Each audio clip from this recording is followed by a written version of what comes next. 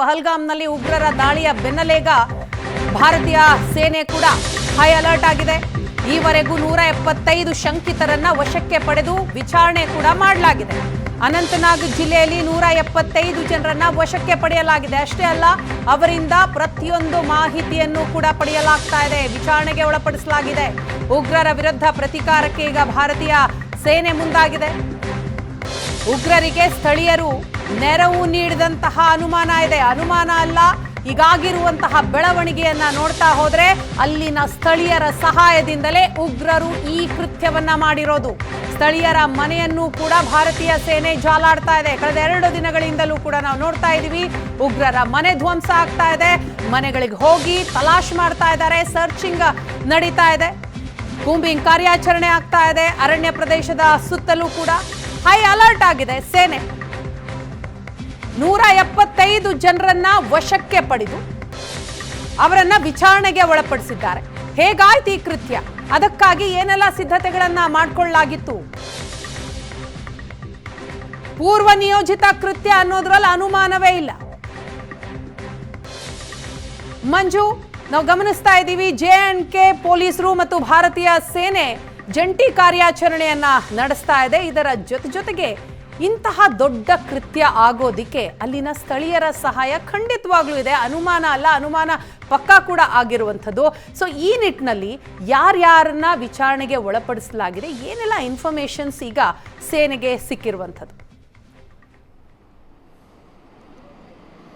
ವೀಣಾ, ಪ್ರತಿ ಬಾರಿಯೂ ಕೂಡ ಸ್ಥಳೀಯರ ಸಹಕಾರ ಇಲ್ಲದೆ, ಅವರ ನೆರವಿಲ್ಲದೆ ಏನೂ ಮಾಡಲಿಕ್ಕೆ ಸಾಧ್ಯ ಇಲ್ಲ ಅನ್ನುವಂಥದ್ದು ಎಲ್ಲ ಭಯೋತ್ಪಾದಕ ಕೃತ್ಯಗಳು ಏನು ನಡೆದಿದ್ದಾವೆ ಎಲ್ಲವನ್ನೂ ನೋಡ್ಕೊಂಡು ಬಂದಂಥ ಸಂದರ್ಭದಲ್ಲಿ ಇಂಥದ್ದೊಂದು ವಿಚಾರ ಬೆಳಕಿಗೆ ಬರುತ್ತೆ. ಮತ್ತು ಅದನ್ನು ತಲಾಶ್ ಮಾಡಿದರೆ, ಪೊಲೀಸರು ಅದರ ಕಾರ್ಯಾಚರಣೆಗೆ ಇಳಿದರೆ ಎಲ್ಲ ಭಯೋತ್ಪಾದಕ ಕೃತ್ಯಗಳ ಹಿಂದೆ ಸ್ಥಳೀಯರ ಕೈವಾಡ ಇದ್ದೇ ಇರುತ್ತೆ. ಮುಂದೆಯೂ ಕೂಡ ಏನಾದರೂ ಮಾಡಿದರೆ ಅದು ಅವತ್ತು ಕೂಡ ಇರುತ್ತೆ.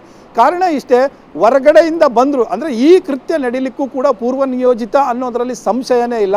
1-1.5 ತಿಂಗಳ ಹಿಂದೆ ಇಲ್ಲಿ ಏನು ಆ ಪ್ರದೇಶಕ್ಕೆ ಬಂದಿದ್ದಾರೆ. ಹೆಚ್ಚು ಕಡಿಮೆ ಇನ್ನೂ ಒಂದು ಮಾಹಿತಿಯ ಪ್ರಕಾರ ಅಲ್ಲಿಗೆ ಒಮ್ಮೆ ಬಂದು ನೋಡ್ಕೊಂಡು ಕೂಡ ಹೋಗಿದ್ದಾರೆ ಅನ್ನುವಂಥ ಮಾಹಿತಿ ಇದೆ. ಆದರೆ ಅದು ಸೇನೆ ಖಚಿತಪಡಿಸಬೇಕು. ಅವರು ಈಗ ಟೆರರಿಸ್ಟ್ಗಳು ಯಾರು ಮಾಡಿದ್ದಾರೆ ಆ ಕೃತ್ಯ, ಅವರು ಒಂದು ಸಾರಿ ಬಂದು ಕೂಡ ಅಲ್ಲಿ ನೋಡ್ಕೊಂಡು ಹೋಗಿದ್ದಾರೆ ಅನ್ನುವಂಥ ಮಾಹಿತಿ ಇದೆ. ನಾರ್ಮಲ್ ಅಂದರೆ ಸಾದಾ ಸೀದಾ ಮನುಷ್ಯರಾಗಿ ಬಂದು ನೋಡ್ಕೊಂಡು ಹೋಗಿದ್ದಾರೆ ಅಂತ. ಸೊ ಹಾಗೆ ಹೇಗೆ ಬರಬೇಕು, ಯಾಕಂದರೆ ಎಷ್ಟೇ ಹೊರಗಡೆಯಿಂದ ಬಂದಂಥವ್ರಿಗೆ ಯಾವ ಮಾರ್ಗದಲ್ಲಿ ಎಲ್ಲಿ ಹೋಗಬೇಕು ಏನು ಅನ್ನುವಂಥದ್ದು ಗೊತ್ತಿರಲ್ಲ. ಸೊ ಹಾಗಾಗಿ ಸ್ಥಳೀಯರು ಅವ್ರ ನೆರವಿಗೆ ಬರಬೇಕು. ಅದರಲ್ಲೂ ಕೂಡ ಈ 4 ಜನ ಏನಿದ್ದಾರೆ ಈ ಕೃತ್ಯವನ್ನು ಎಸಗಿದವರು, ಫೋಟೋ ಬಿಡುಗಡೆ ಆಗಿರುವವರು, ಅದರಲ್ಲಿ 2 ಕಾಶ್ಮೀರಿ ಯುವಕರು ಇದ್ದಾರೆ ಅನ್ನುವಂಥದ್ದು ತಿಳಿದಿರುವಂಥ ಸತ್ಯ.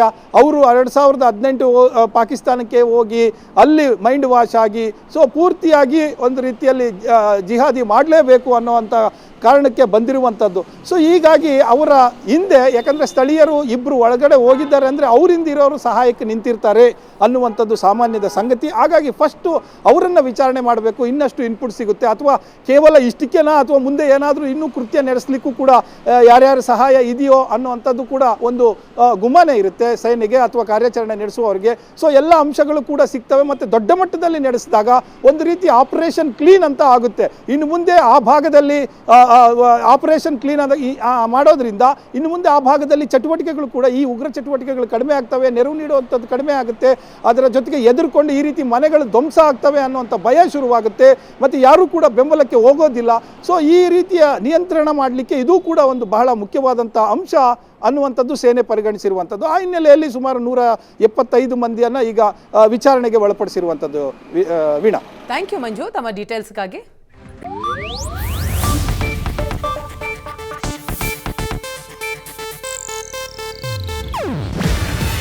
ಇದು ಏಷ್ಯಾನೆಟ್ ನ್ಯೂಸ್ ನೆಟ್ವರ್ಕ್ ಪ್ರಸ್ತುತಿ.